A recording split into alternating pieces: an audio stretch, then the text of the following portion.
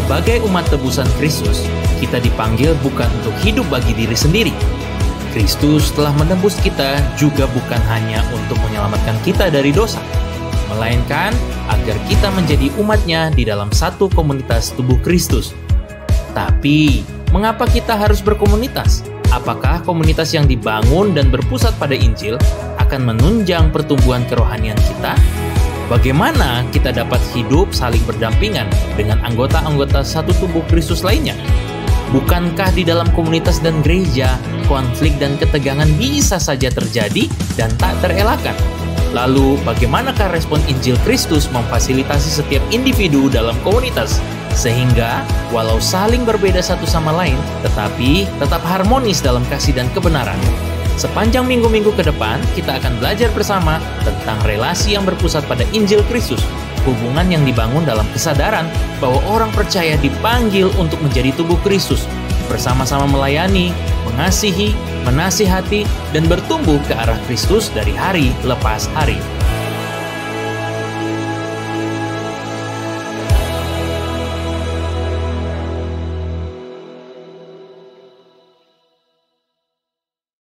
Oke, teman-teman, hari ini kita ada di dalam tema yang baru, ya.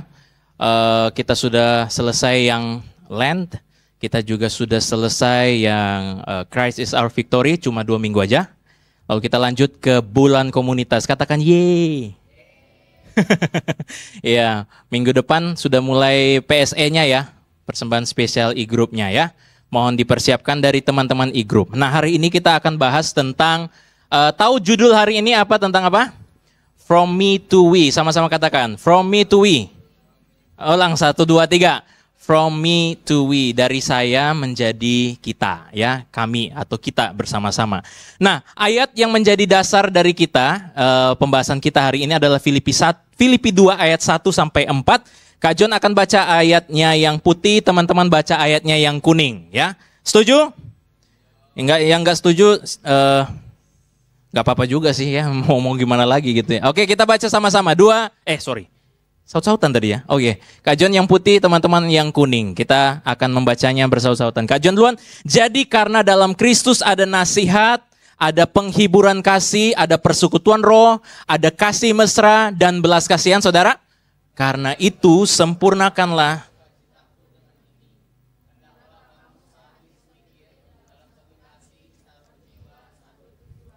Ya, dengan tidak mencari kepentingan sendiri atau puji-pujian yang sia-sia, sebaliknya hendaklah dengan rendah hati yang seorang menganggap yang lain lebih utama daripada dirinya sendiri. Saudara, dan janganlah tiap-tiap orang hanya memperhatikan kepentingannya sendiri, tetapi kepentingan orang lain juga. Dari 4 ayat ini, kita sudah ada koneksi antara tema kita, from me to we, kita bukan hidup untuk diri sendiri, tapi kita hidup untuk bersama-sama. Katakan amin.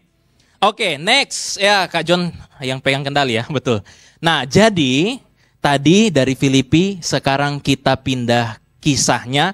Salah satu kisah yang menjadi sorotan dan juga salah satu contoh di mana komunitas yang kita bisa lihat contoh komunitas dari cerita di Perjanjian Lama. Ada yang tahu ini cerita tentang apa? Yang bisa jawab nanti dapat hadiah, ya. Tapi terimanya nanti ya, Tuhan yang kasih nanti. Kak John nggak siap soalnya. Ya, siapa yang tahu ini kisah apa? Oke, Ruth dan Naomi ya. Oke, benar. Kita akan gali dari kisah Ruth dan Naomi. Nanti minta tolong, ini kayaknya AC yang ini nggak nyala ya. Bisa minta tolong nih nyalain ya. Karena agak panas nih, ada yang gini-gini gitu. Kak John juga ya. Hanya supaya tetap kelihatan tetap aja bertahan ya dengan keringatan gitu. Di atas kayaknya juga ya. Kayaknya juga ya. Tadi PW juga mungkin agak keringatan. Apalagi PW hari ini, wow luar biasa. Berikan tepuk tangan dulu ya untuk teman-teman PW. Ya. Lalu teman-teman PW hanya bilang, all for Jesus. Asik. Karena apa? Karena bukan soal saya, tapi soal kita semua untuk kemuliaan. Ya, untuk kemuliaan Tuhan. Kita akan lihat bersama-sama dari kisah yang ada terambil di kitab Rut. Ya teman-teman. Namun sebelumnya kalau kita mau lihat bersama-sama bahwa kisah Rut dan Naomi ini merupakan salah satu contoh bagaimana komunitas yang terjadi di dalam perjanjian lama. Sebenarnya banyak cerita sih. Kalau kita mau bahas soal komunitas, bulan ini kan bulan komunitas ya teman-teman. Banyak sekali cerita, kisah yang bisa kita pelajari dari perjanjian lama maupun perjanjian baru. Tadi perjanjian baru kita lihat dari Filipi 2, nah sekarang kita lihat dari perjanjian lama. Bagaimana contoh dari hidup yang tidak untuk kepentingan diri sendiri, tetapi untuk orang lain. Tetapi untuk bersama. Bukan cuma bicara soal saya saja, me saja, tetapi berbicara tentang kita semua ya. Nah, kita lihat sama-sama di dalam bagian ini. Nanti kita akan baca ayatnya, tapi sebelumnya Kak John mau kasih tunjuk perjalanan kita dari awal sampai akhir sehingga teman-teman punya gambaran dari apa yang akan kita bahas hari ini. From me to we, kita akan belajar komunitas dari kisah Rut. Yang pertama kita harus ngerti dulu konteks ceritanya kayak gimana, latar belakangnya seperti apa. Lalu kita akan lihat setiap resiko dan keputusan yang diambil Rut untuk berkomunitas. Dan kemudian kita akan lihat sama-sama apa the right thing yang Rut lakukan di dalam kisah ini ketika dia memutuskan untuk berkomunitas. Suara Kak John jelas kah? Kak John agak kenceng nih karena Kak John rasa kayak kurang ya. Kayak agak kurang, mungkin di monitor kurang ya. Tapi nggak apa-apa. Oke, kita akan lihat sama-sama bagian yang pertama. Yang siap katakan yes. Oke, ya udah kencang ya. Oke, konteks dan latar belakangnya. Teman-teman mesti ngerti dulu cerita tentang Naomi dan Rut. Ada yang pernah dengar cerita ini? Kalau lulus pekis harusnya tahu sih ini ya. Kalau pekisnya KW-KW, lulusnya KW gitu ya, maksudnya pakai jalur ordal atau bagaimana gitu ya. Mungkin tidak ngerti cerita ini. Karena ini kisah yang sebenarnya sangat menarik untuk kita gali, tetapi cukup jarang untuk kita bahas. Kenapa? Karena tidak terlalu banyak hal yang bisa kita mengerti kalau kita tidak menggalinya sebenarnya ya. Kalau kita tidak meriset di dalam teks-teks yang ada di dalam. Nah, by the way, kitab Rut ini bicara tentang sebuah cerita ya, narasi, kisah. Dan banyak yang kita tahu bahwa di dalam kitab Rut ini lebih banyak orang menyoroti tentang kisah ya, bagaimana Boas akhirnya mengambil Rut sebagai istrinya. Ya, tapi teman-teman sebelum itu Kak John mau pastikan kita semua ngerti dulu ceritanya. Tapi ini ada berapa pasal, kalau kita disuruh baca hari ini mungkin habis waktu kita hanya untuk baca kitab ini saja, supaya bisa mengerti. Tapi Kak John akan buat sebuah gambaran atau sinopsis singkat saja di dalam cerita Rut ya. Oke, kita lihat bersama-sama. Oke, ini kenapa ini? Ya, bagian yang pertama kita akan lihat dulu. Bahwa sebenarnya cerita Rut ini di bagian pasal yang pertama, teman-teman akan lihat ada hashtag kabur aja dulu di situ ya. Kak John bukan main-main, Kak John bukan bercanda, tapi kalau kalian baca di kitab Rut pasal yang pertama, hashtag kabur aja dulu ini emang ada di situ. Tidak secara literal, tapi secara intrinsik gitu ya. Ya tersirat bahwa pada saat itu sebenarnya ada di kitab Rut ini atau zaman di mana ada siapa tuh Elimelek sama Naomi ya, suami istri ini berada di zaman hakim-hakim, belum ada raja di situ yang memerintah. Berarti raja pertama Israel kita tahu sama-sama siapa? Saul. Sebelum itu zamannya para hakim-hakim. Tidak ada raja yang memerintah adalah hakim-hakim. Para hakim yang ada berasal dari suku-suku tertentu gitu ya. Ada Deborah, ada Simpson, ada siapa lagi? Ada Yefta, ada hakim Ehud dan sebagainya. Ada banyak hakim-hakim yang ada di situ. Nah, pada saat itu di kitab Rut pasal yang pertama, kalian akan lihat di situ bahwa ada terjadi kelaparan besar. Kenapa? Karena pada saat zaman hakim-hakim, orang-orang Israel berlaku atau melakukan segala sesuatu menurut pikiran mereka, kehendak hatinya semena-mena. Terserah mereka, semaunya dewe. Dan akhirnya Tuhan memberikan malapetaka, bencana kelaparan untuk menghukum sehingga mereka harusnya bertobat. Nah, tapi kisah ini langsung menyoroti satu keluarga yang sebenarnya tidak terkenal dan tidak penting banget, yaitu keluarga Elimelek dan Naomi, yang mana ketika bencana kelaparan itu terjadi, mereka bukan tinggal tetap di Yerusalem, di Israel, tetapi mereka justru kabur aja dulu. Teman-teman, belakangan ini hashtag kabur aja dulu itu kan banyak yang diperbincangkan. Mengenai apa sih? Kenapa orang mau kabur ke negeri lain? Untuk apa? Supaya hidup lebih sejahtera. Oke, ini Kak Jun. Supaya kita pengen kabur atau kita pengen bermigrasi ke tempat, ke daerah, ke negara atau ke luar negeri untuk apa? Punya harapan. Mereka punya harapan supaya mereka memiliki atau mengalami kehidupan yang lebih baik. Tetapi ya, yang mereka pilih ini bukan negara, ya, bukan dalam negara, ya makanya mereka ke luar negeri. Dan negeri yang mereka tuju adalah negara atau bangsa Moab. Teman-teman tahu, bangsa Moab adalah musuh dari Israel. Ya, musuhnya Israel. Tapi justru ketika malapetaka terjadi, mereka pergi ke daerah musuh untuk mencari penghidupan. Karena mereka lihat di Moab, walaupun itu bangsa musuh Israel, tapi tidak ada kelaparan. Di sana pasti ada kehidupan yang lebih baik. Sehingga mereka pergi ke sana.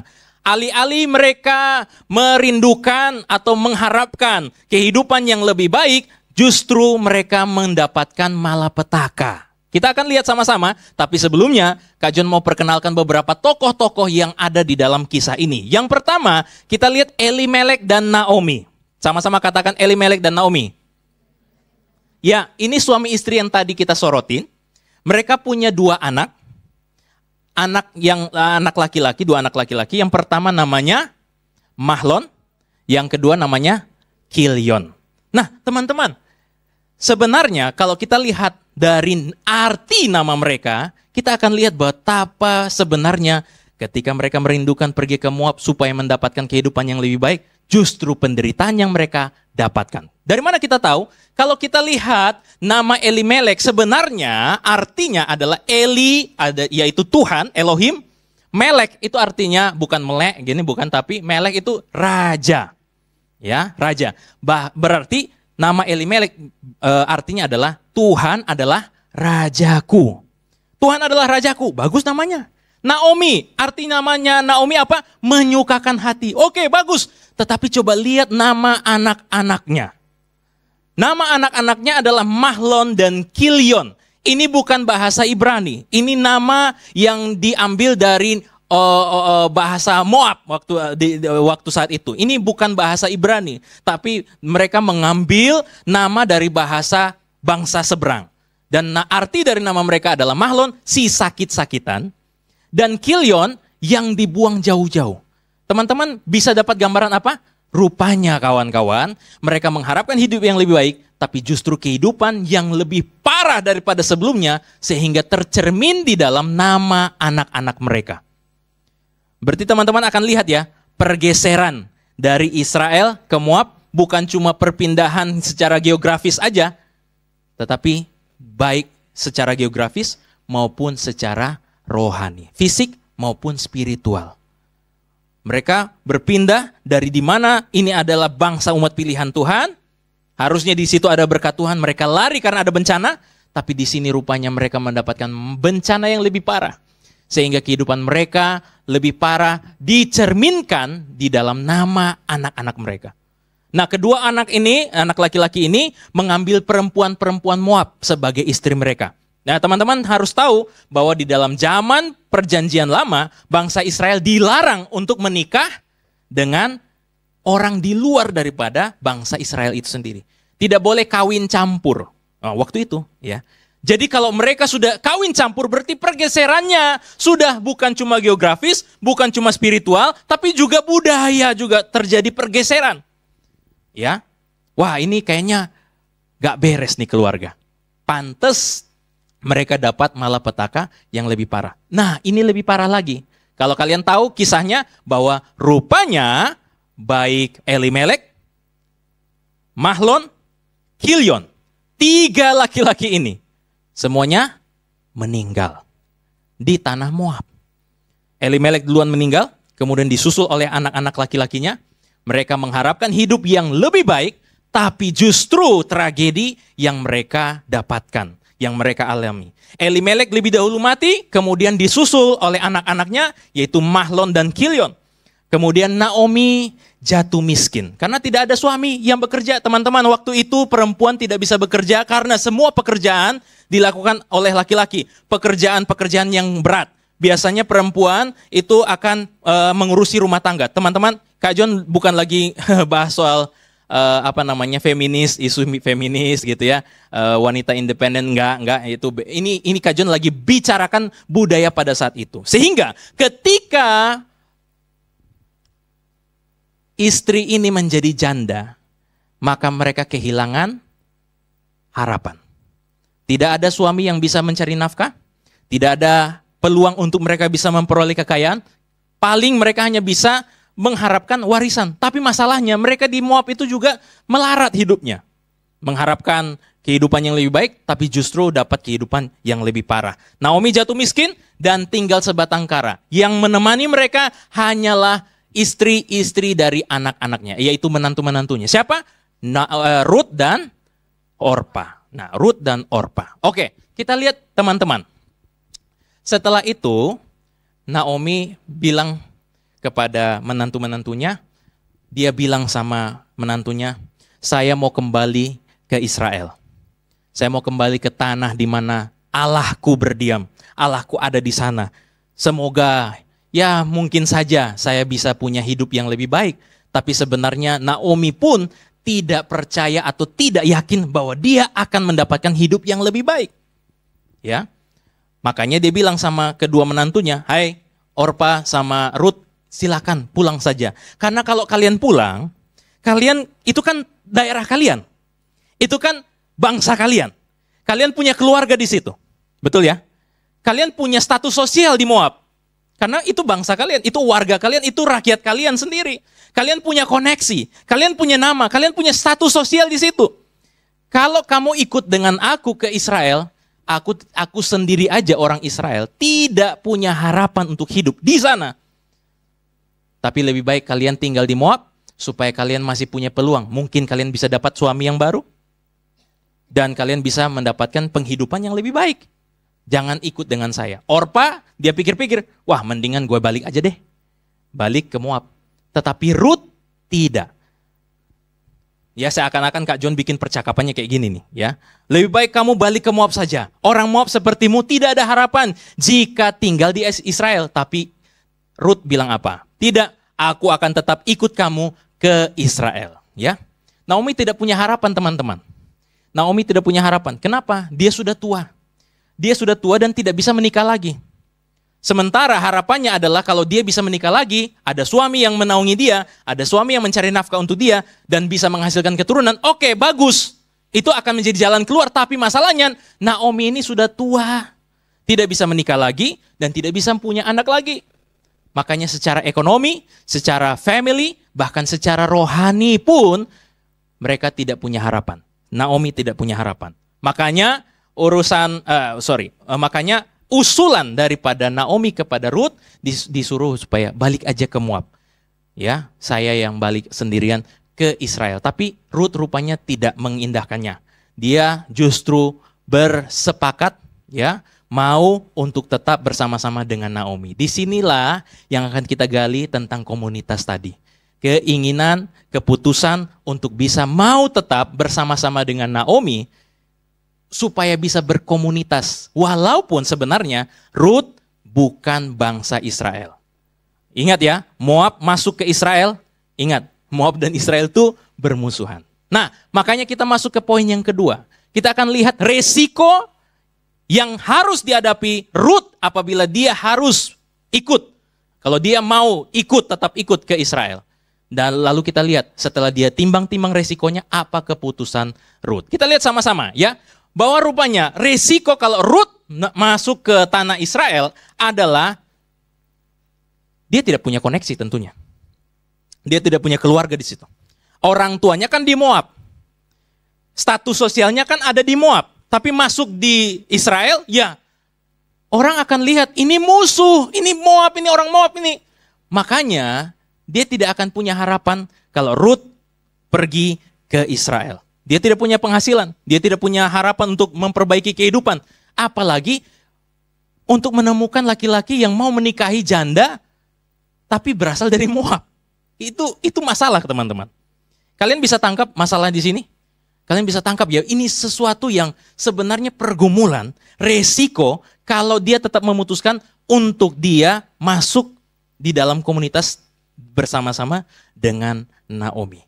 Yang lebih parahnya lagi kawan-kawan, Ruth ini bisa kena masalah besar. Masalah besar apa? Karena dia dianggap sebagai bangsa asing, terlebih lagi dia adalah musuhnya Israel, maka darahnya itu halal. Nah ini teman-teman, ini bukan cuma agama sebelah doang. Israel juga punya pemikiran yang sama. Dan rata-rata bangsa di Timur Tengah memang seperti itu, zaman purba dulu. Gitu ya. Mereka itu, darahnya halal, ini boleh dibunuh. Dia perempuan, ini boleh dilecehkan. Ini boleh diperkosa. Kak John tidak tahu apakah kalian masih ingat peristiwa 98. Ya, itu mengerikan. Walaupun Kak John ada di Kupang waktu itu. Tapi kami di sana ada kerusuhan. Tapi apa yang terjadi di Jakarta itu sangat mengerikan. Dan ini relate. Makanya ada banyak orang pada saat itu kabur aja dulu. Karena apa? Karena di sini mengerikan sekali. Inilah yang dialami oleh Ruth. Ini resiko yang harus dihadapi. Dia bisa saja dilecehkan, bahkan dia bisa dibunuh orang di ladang manapun.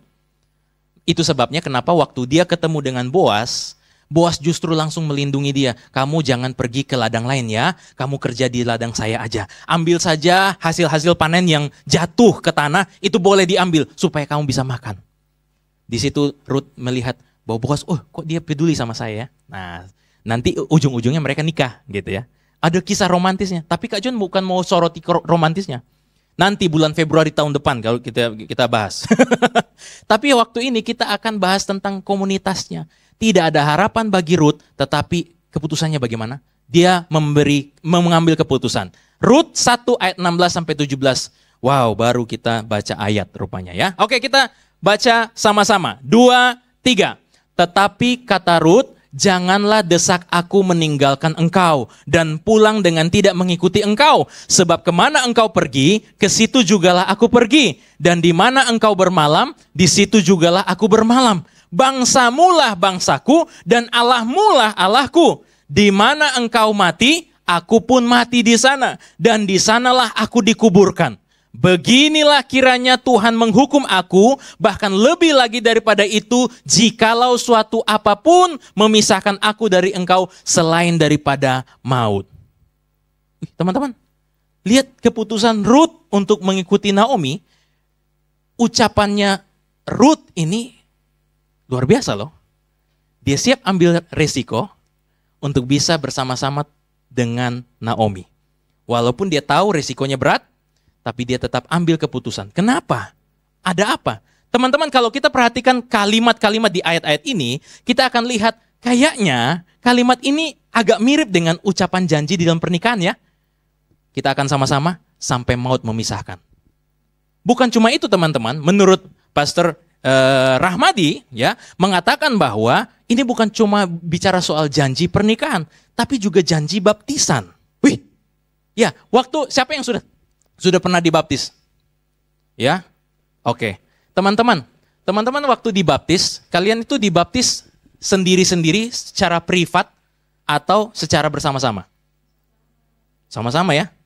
Walaupun cuma satu orang yang dibaptis, pasti gereja akan ngundang beberapa orang untuk ngikut di dalam acara itu. Kenapa? Apa tujuannya? Karena sewaktu kalian dibaptis, kalian itu bukan cuma lagi berjanji kepada Tuhan, aku tidak akan meninggalkan engkau, tetapi kalian lagi mendeklarasikan janji bahwa saya akan bersatu dengan umat Tuhan. Jadi ada relasi antara Tuhan dan relasi dengan sesama. Nah iya, ucapan daripada Naomi tadi, Ruth tadi, itu mirip dan ada nuansa janji pernikahan, ada nuansa janji pada waktu kita baptisan. Artinya teman-teman, kalau kita perhatikan sama-sama, kita lihat di dalam janji pernikahan, saya mau bersama-sama sampai maut memisahkan. Kalau di janji baptisan, janji tidak meninggalkan Tuhan, tapi juga mengikatkan diri pada umat Tuhan yaitu gereja. Makanya teman-teman, kalau kita lihat komunitas yang dibangun berdasarkan Injil, nah gospel centered relationship. Komunitas yang dibangun berdasarkan Injil sebenarnya adalah komunitas yang dibangun supaya kita bukan saja melekat kepada Tuhan, tetapi supaya bisa bersatu dengan sesama kita di dalam komunitas. Amin. Itu yang dipikiran Naomi. Kak John bingung, sebenarnya Kak John bingung, kalian paham tidak? Naomi ini siapa? Dia anak STT? Teologi? Enggak. Dia pernah pelayanan di Batu Tulis? Enggak. Dia bangsa Moab. Ruth. Dia musuhnya Israel. Dia punya Allah sesembahan sendiri, bukan Allah Yahweh. Tapi waktu dia bilang, Allahmu lah Allahku, bangsamu lah bangsaku. Di sini kita lihat, dia bukan cuma bilang saya mau bersekutu dengan Allahmu, tetapi saya mau bersekutu dengan umat Allah juga. Kenapa? Rupanya pemikirannya gini teman-teman. Dia rela menghadapi segala resiko-resiko yang dia akan hadapi. Kenapa? Apa alasannya? Apa harapannya sebenarnya? Kalau kita mau lihat sebenarnya, harapan Ruth untuk mengikuti Naomi sebenarnya adalah tidak ada. Tidak ada harapan. Benar nggak sih? Karena Naomi pun tidak punya harapan waktu balik ke Israel sebenarnya. Apalagi dia adalah orang Moab. Tidak ada harapan. Tapi apa yang mendorong dia sehingga dia mau tetap mengikuti Naomi? Waktu dia bilang, bangsamu lah bangsaku, Allahmu lah Allahku, dia ingin supaya imannya bisa bertumbuh bersama-sama dengan komunitas umat Allah. Karena kalau dia balik ke Moab, ya itu bangsanya, Allahnya juga sudah ada di sana, tapi kalau imannya tidak bertumbuh, biar dia bisa mendapatkan keluarga yang lebih baik, dia dapat laki-laki yang mau menerima apa adanya, dia bisa mendapatkan perbaikan ekonomi yang lebih baik, dia bisa dapat nama, dia bisa dapat status di Moab dan sebagainya, tapi kalau imannya tidak bertumbuh, dia rasa ini bukan tujuan. Makanya dia melepaskan semua harapan-harapan, standar-standar atau daftar harapan saya. Punya hidup yang lebih baik, punya masa depan yang lebih baik, dan segala sesuatu. Asalkan saya bisa bertumbuh imannya bersama-sama dengan umat Allah.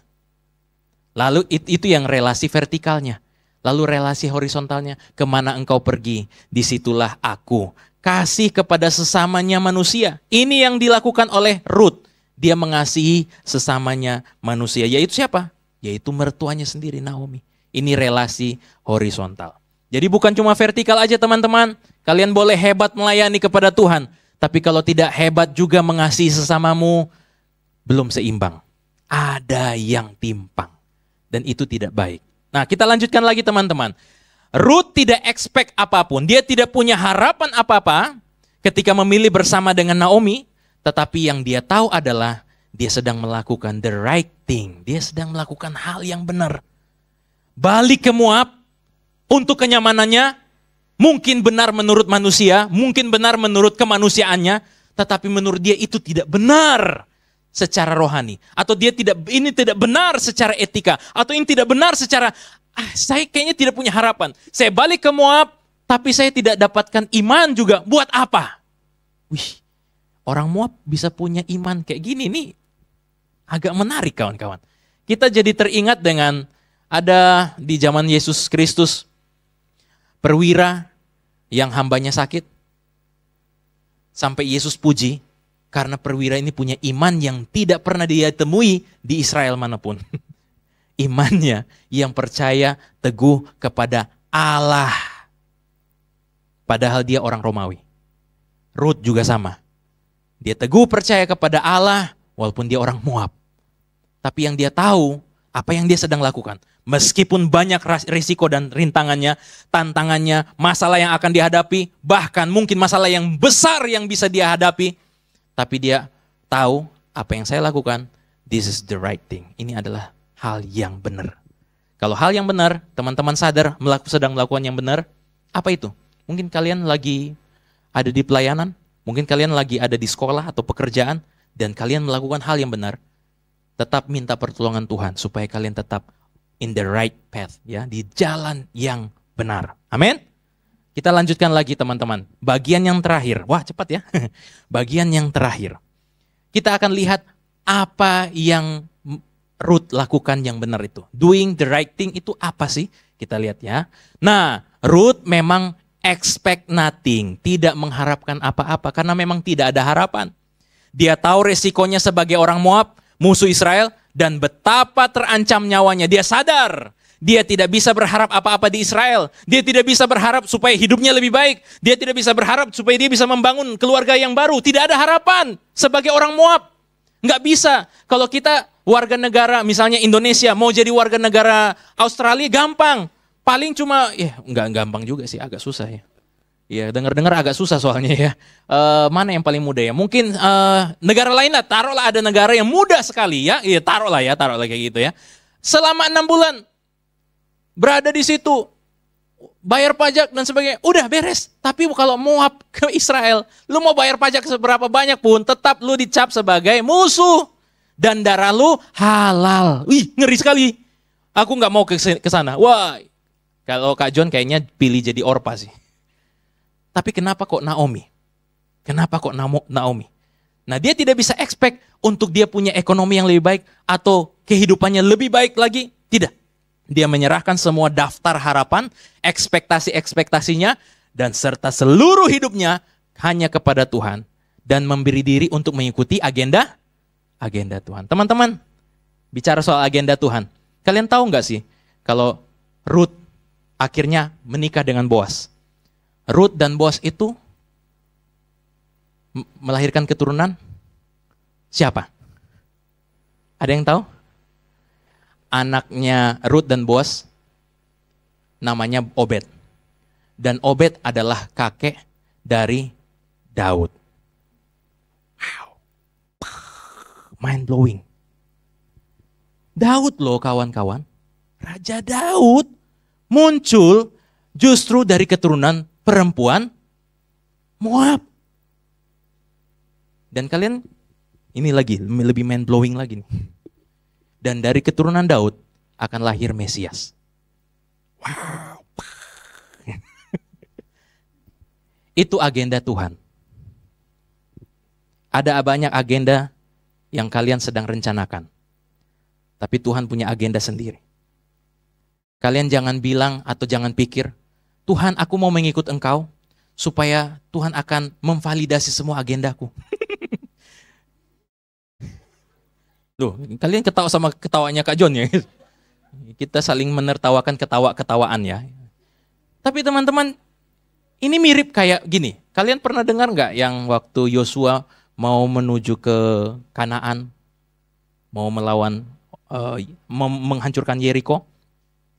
Waktu dia mau maju, dia ketemu dengan panglima bala tentara Allah, yang digambarkan seperti malaikat. Ya, lalu dia tanya, lu kawan atau lawan? Ya, kalau lu kawan, berarti lu ada di posisi kita, lu sama-sama nih. Tapi kalau lu lawan, wah berarti kita harus sparring nih, gitu. Lalu jawab malaikat bala tentara sorga itu bilang apa? Bukan dua-duanya. Saya bukan kawan, saya bukan lawan.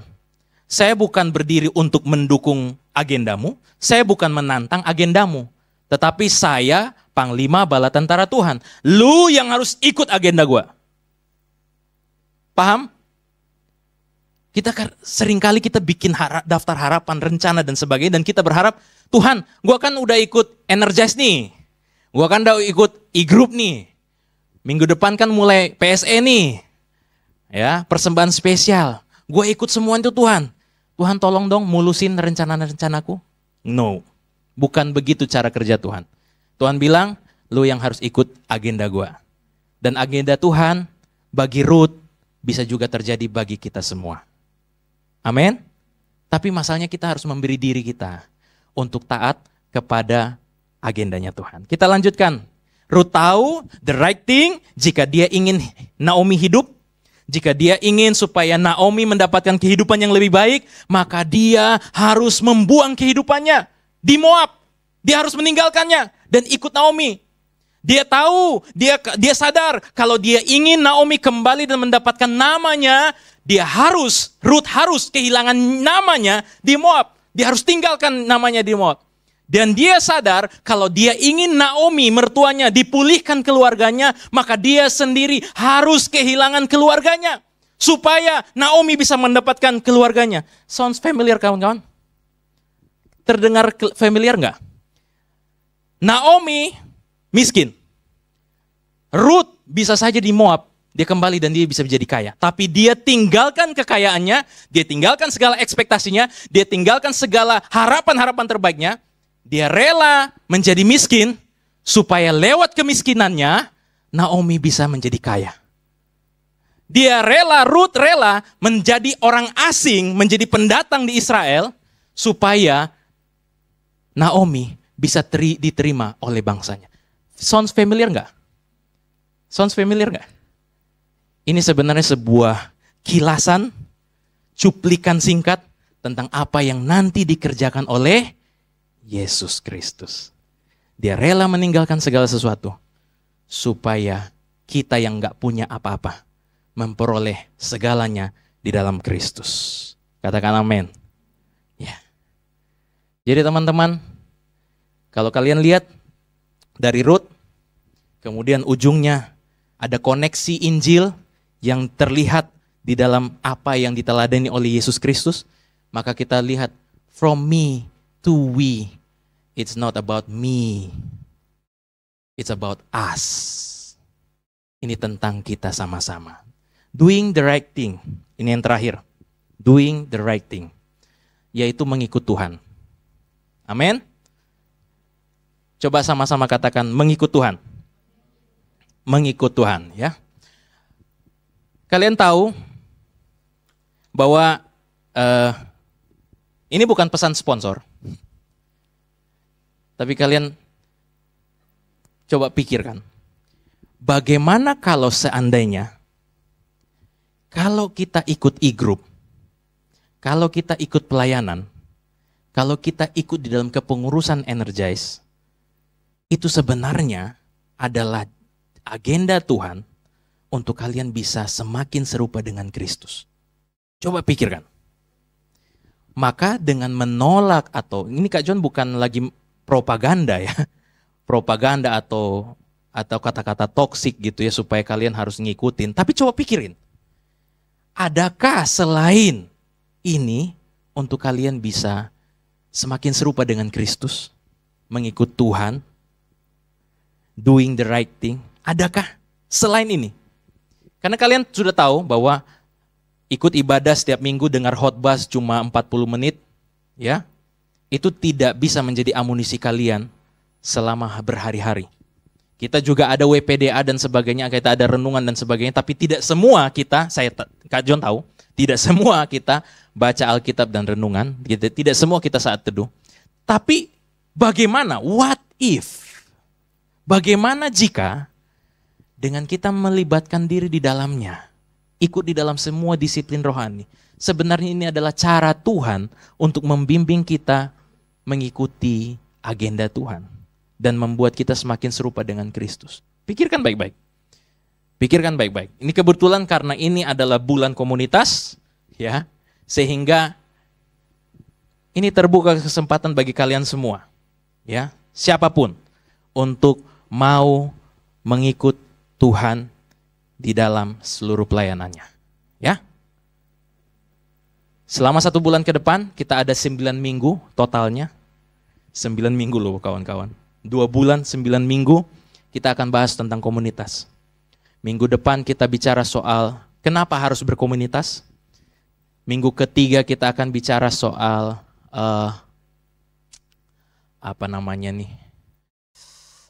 berakar, bertumbuh dan berbuah. Minggu keempat kita akan bicara soal hidup berdampingan. Lalu minggu ke-5, ke-6 dan seterusnya. Kita akan banyak membahas soal hidup bersama di dalam komunitas. Kalian coba pikirkan dengan baik-baik, ya. Renungkan dengan baik-baik.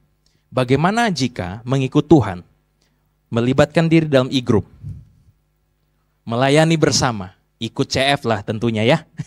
Ikut CF 1, dibaptis, kemudian CF 2, ikut rekrutmen, pelatihan, dan terjun pelayanan. Kalian masuk di dalam kepengurusan Energize, mungkin tidak menjadi anggota pengurusnya di struktur, tetapi jadi pengerjanya, pelayannya. Bagaimana kalau itu akan membuat kita menjadi semakin serupa dengan Kristus? Bagaimana? Kalau memang itu jalannya, kenapa tidak kita ambil respon seperti Ruth? Saya akan tetap mengikut engkau. Amin? Amin? Oke, baik. Itu saja firman Tuhan hari ini. Sebelum berkedip lah. Ya, belum berkedip. Hari ini Kak John juga mau sempatkan sedikit waktu untuk mengucapkan terima kasih untuk pengurus Energize 2022 sampai 2025. Tepuk tangan dulu. Khususnya waktu saat ini Ko Ucup yang menjadi ketua youth, ya. Thank you Ko Ucup atas pelayanannya, Tuhan berkati. Kemudian Kak John datang di 2023 gitu ya. Kita baru bertemu, kita baru berjumpa. Ini belum lama, Kak John juga baru 2 tahun lebih sedikit gitu ya. Kita belum terlalu banyak mengenal. Kak John sampai sekarang pun belum hafal nama kalian semua. Belum semua kalian Kak John WA atau telepon. Ya. Jadi kalau ada nomor baru jangan didiemin gitu ya. Siapa tahu itu Kak John. Tapi kalau udah dahulu pinjam dulu 100, itu bukan Kak John. Itu bukan Kak John, pasti itu bukan Kak John ya. Ya. Kalau Kak John nanti mau pinjam pasti akan ngomong langsung kok ya. Enggak ada ya. Jangan meminjam di sini ya, jangan ya. Oke. Terima kasih untuk kepengurusan yang sudah lama, yang lama ya. Yang di kepengurusan yang lama kita bicara pengurus intinya aja dulu ya, karena anggota di bawahnya banyak ya. Ada Ko Ucup sebagai ketua youth, Stella sebagai bendahara, kemudian wakil Ko Alvin, dan bendahara 2 Ci Cynthia. Ya, kita tepuk tangan dulu mereka berempat. Ya, thank you untuk pelayanan kalian. Tetap pelayanan, tetap semangat. Sebenarnya Kak John minta kembali pengurus-pengurus ini untuk ikut di kepengurusan selanjutnya. Tapi ada beberapa alasan yang masuk akal juga, yaitu Kak, kita butuh regenerasi. Oh iya, oke. Maka Kak John juga oke lah gitu ya, walaupun agak sedikit beberapa belakangan ini juga kita agak tarik ulur ya kok ya. Karena Kak John rasa kayak nggak mampu ya berjalan sendiri, kita mesti bersama-sama. Kalian juga kita mesti bersama-sama. Ini bukan bicara soal kepengurusan, ini bicara soal kita semua yang melayani, yang ikut di dalam Energize Sunday Service. Kak John rindu semua kalian terlibat di dalam acara-acara kita. Baik sebagai panitia maupun sebagai peserta di dalam yang menikmati setiap acara. Kita kemarin ada youth camp. Kalau 2 tahun kemudian ada youth camp, Kak John rindukan semua bisa ikut youth camp. Amin? Yang banyak yang enggak amin ya. Itu menyakitkan ya. Sedih Kak John. Kayak sia-sia loh khotbah dari tadi. Enggak sia-sia. Kalian lagi ini ya mikir. Oke. Oleh karena ini Kak John perkenalkan pengurus yang baru. Ini pengurus kita yang baru. Ada 4 koordinator saat ini, kita pakai sistem koordinator, tidak pakai ketua, wakil, sekretaris dan sebagainya. Tapi tugas teknis mereka ada yang jadi bendahara, ada yang jadi sekretaris, ada yang membackup dan sebagainya. Tapi kita pakai koordinator, ada 4 koordinator yang akan membantu pelayanan bersama-sama di Energize, yang akan mendukung Kak John, yaitu yang pertama, koordinator pertama Stella, koordinator 2 Denny, koordinator 3 Michelle, koordinator 4 Elizabeth. Bagian-bagian ini atau divisi-divisi ini mereka memegang divisi masing-masing ya. Ada yang pelayanan service, ada yang relation. Ini relation ini adalah divisi baru yang baru dibentuk dan kita akan terapkan di Energize. Ada events dan creative media ya. Kak John pengen nama-nama yang Kak John sebutkan bisa maju ke depan untuk kita perkenalkan diri ya. Mulai dari koordinatornya ya. Silakan koordinator 1 Stella untuk service. Di relation ada Denny Christian. Kemudian events ada Michelle. Creative media ada Elizabeth, silakan maju ke depan. Kak John panggilkan bagian-bagian di bawahnya. Untuk divisi service bagian vokal atau PAW bagian vokal ada Dinda.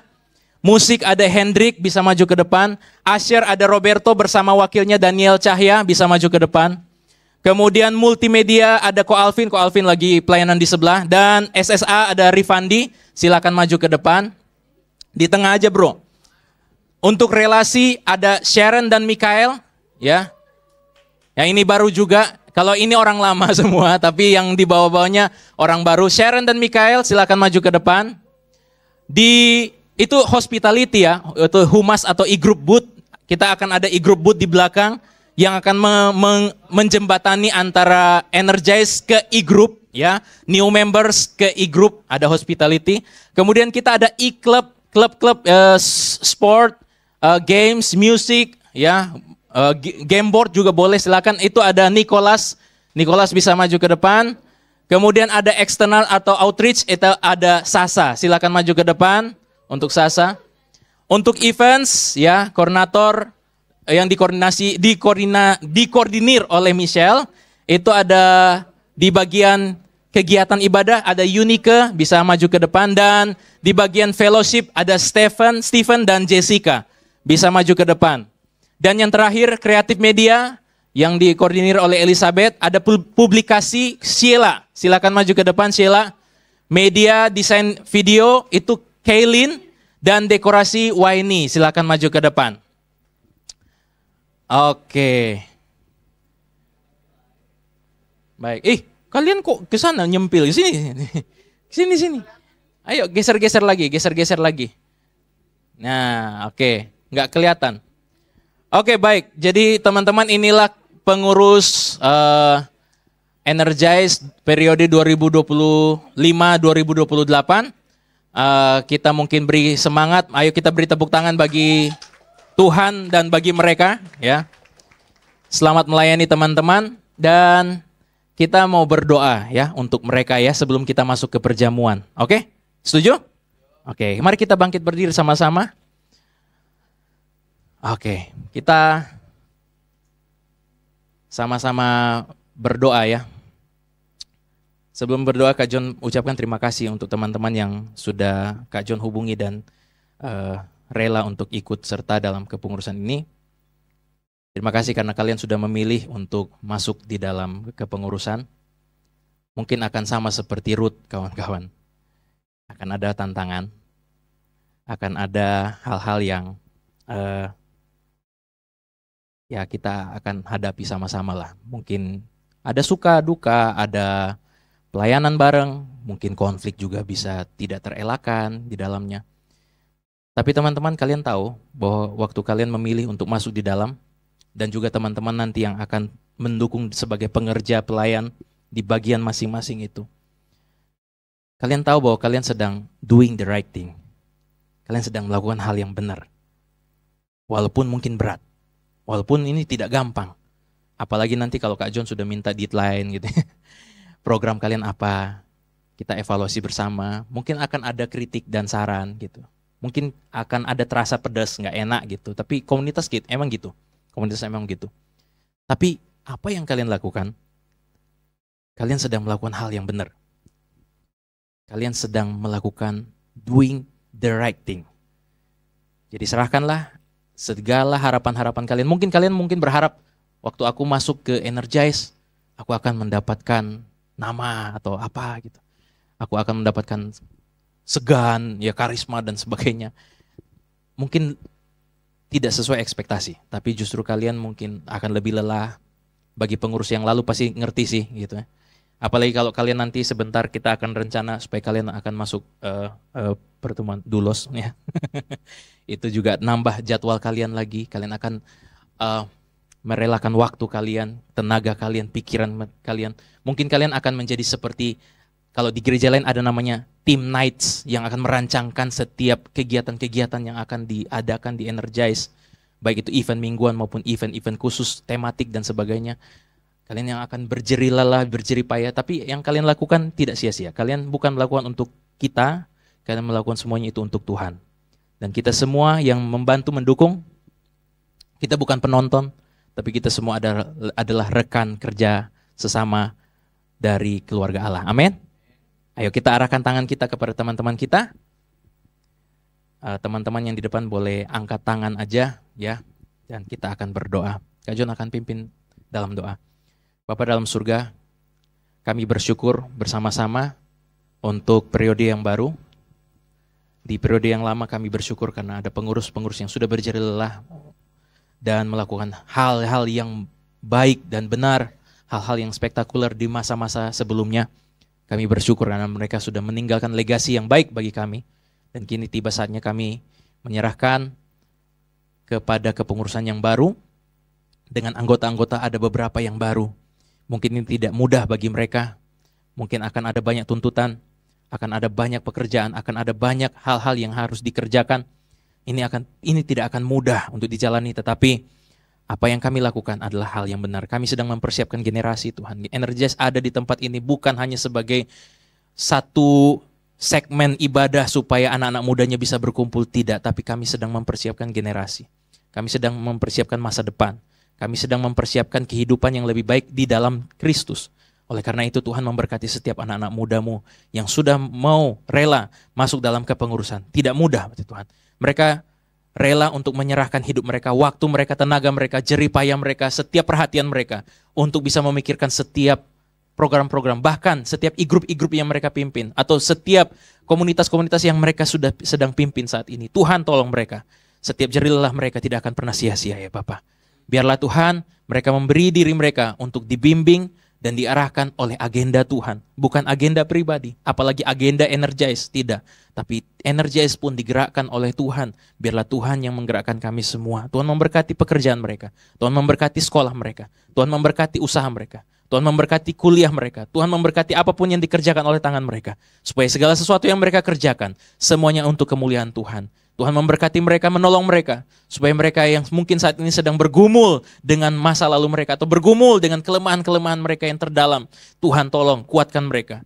Mereka akan menjadi sebuah contoh dan teladan bagi anak-anak muda di tempat ini Tuhan. Tuhan tolong mereka. Ini tidak akan menjadi beban, tapi ini sebuah tanggung jawab. Tuhan tolong setiap pengurus-pengurus di tahun 2025 dan 2028. Demikian juga dengan teman-teman kami semua, Energize People, yang akan masuk di dalam kepengurusan ini sebagai pengerja atau sebagai pelayan-pelayannya. Tuhan tolong supaya kami sehati, sepikir, tidak mementingkan diri sendiri, tetapi kepentingan orang lain juga, yang mengambil sikap seperti teladan Kristus, yang walaupun dalam rupa Allah, Engkau telah merelakan supaya Engkau turun menjadi manusia, menyelamatkan kami, menanggung segala dosa-dosa kami, supaya kami yang hina menjadi berharga oleh karena Kristus. Oleh karena itu Tuhan, kami juga meneladani sikap dan teladan ini, supaya kami rela melayani, bukan untuk diri kami sendiri, tapi untuk nama Tuhan dipermuliakan. Terima kasih ya Bapak, Tuhan memberkati setiap pengurus. Masih muda, mereka sangat muda untuk mereka mengambil beban ini. Tapi Tuhan, kami tahu bahwa ada Roh Kudus-Mu yang menguatkan mereka, membimbing dan menyertai jalan mereka. Terima kasih ya Bapak, demi nama Kristus Yesus kami berdoa dan bersyukur. Haleluya, amin. God bless you all, silakan.